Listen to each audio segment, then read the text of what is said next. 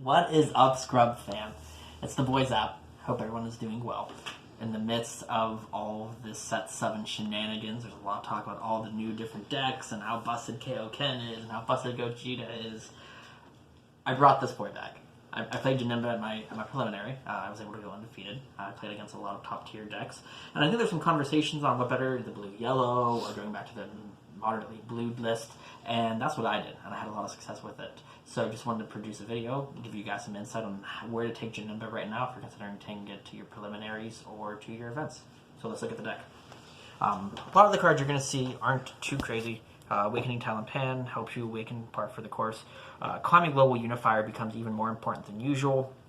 Just being able to address veggies, the new U6 like Kava stuff, that stuff can get out of hand, and luckily Kami can help with that for the most part.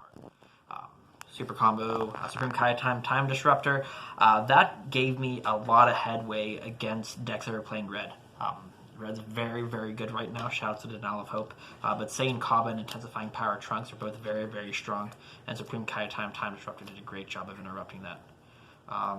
Hidden Power E Supreme Kai. I was playing Hidden Power. I realized that Champa's technically better right now because if they do hit you with the SS3 Scramble SCR, having a 3 cost is something you can combo with. Having a 2 cost is something you cannot. So that would be one change to optimize the deck. 3-3-3-2, relatively standard. I cut back on Childish Heart a little bit, being afraid of them playing an excessive amount of counterplays. It was a relatively valid concern. Reality Bender feels like the best because you can play Reality Bender for 1 and then keep a bunch of energy up, and that proved to be the case. I might even up this up to 4. Demon Sword is okay. It came up a couple times. Agent Destruction came up more than Demon Sword. That extra 1 mil made the difference in a lot of games. If I were to change these ratios, I'd probably throw a 4th one in here. Demon Sword could go over it. One of the spicy cards I played 1 copy of Vegeta Saiyan of Universe 7. Shout out to the boy Christian at Bottom Dollar Games for letting me borrow it. The theory here was if I was playing against skillless or even against a deck that plays a bunch of red bombs, I could play it, bounce 2 of their guys, draw 2 cards, awaken, untap 2 more, and be in a pretty good position. It didn't do that at all. It's really bad. I would consider signing it for a couple niche matchups, but it's not that great. Bardock Awakened Insync, it's better than the 15k Supreme Kai time they used to play, because he inherently has a 5k bump compared to her, and you get to draw 2, you get to see more cards over the course of the game, and you can discard all too easy, which is a pretty sick combo to fuel your drop. This card was okay. There was a lot of times where I really needed Sparking 5 for Dimension Magic, and it didn't always come. Unbreakable is fine, Cell is fine, Dimension Magic is fine, Sensu Bean is straightforward, Unexpected Turn, all too easy, you're wide open.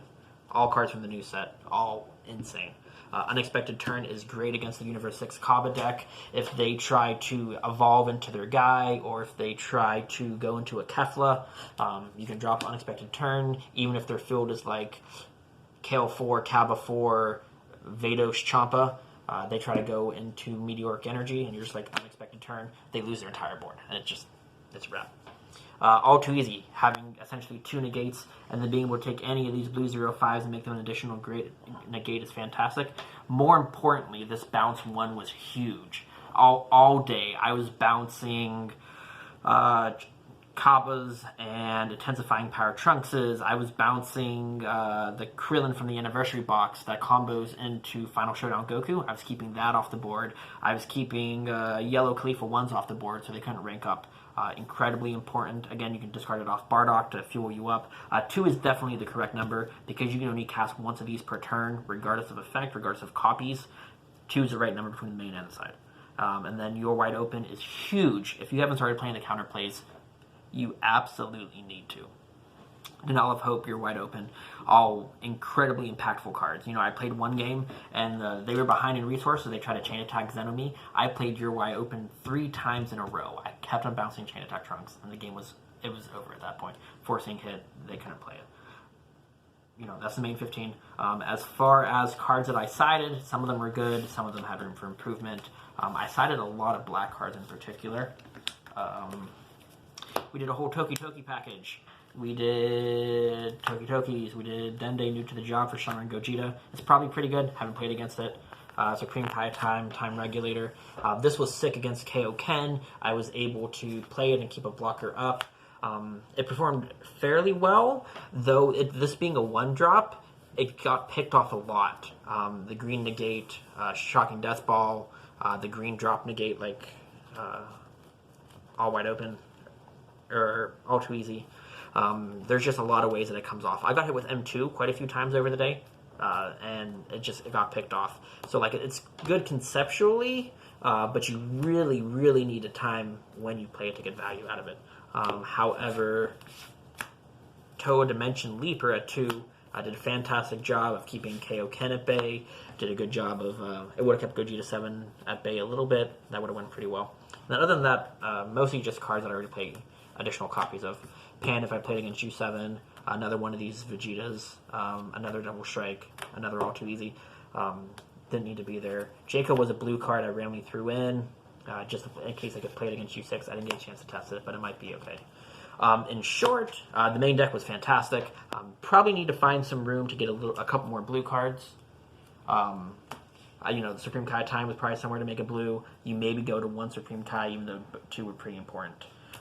This could be probably a Childish Heart or a Reality Bender. And then probably cutting back on the black cards. 3 Toki Toki's unnecessary. You just can't fit in that many black cards. For every blue card you side out, you almost feel like you need to side in another blue card. So thinking about some cards you can bring in against U6 and against Gogeta 7. And I think the deck has a pretty good chance of working in the format. So that's what we've got today. Thank you for all the help and support as always. Don't forget to check out the Patreon. Don't forget to check out the YouTube. We put regular content on it. All that's in the description below. And we will see you next time. Okay, bye!